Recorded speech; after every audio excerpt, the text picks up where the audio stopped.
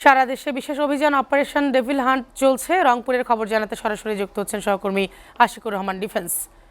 Defence রংপুরে operation devil হান্টের সার্বিক পরিস্থিতি কেমন দেখছেন, আমাদের বিস্তারিত জানাবেন। সারা দেশের ন্যায় কিন্তু যে অপারেশন ডেভিল হান্ট সেটি কিন্তু রংপুরেও শুরু হয়েছে।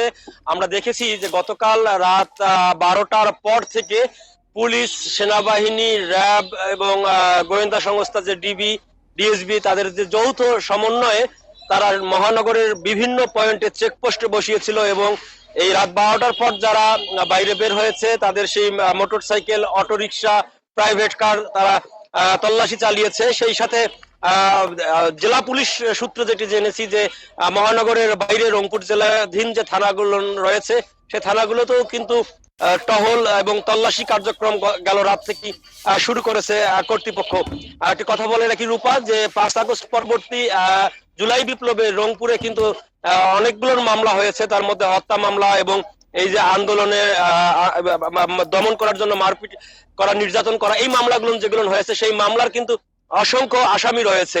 সেই আসামিদের তালিকা যেমন তারা প্রস্তুত করতেছে এবং সেই তালিকা ধরে ধরে একটি একটি করে অভিযান পরিচালনা করা হবে বলে কিন্তু এই অভিযান পরিচালনাকারী যে আইন শৃঙ্খলা রক্ষাকারী বাহিনী সূত্র সেটি কিন্তু আমাদের নিশ্চিত করেছে।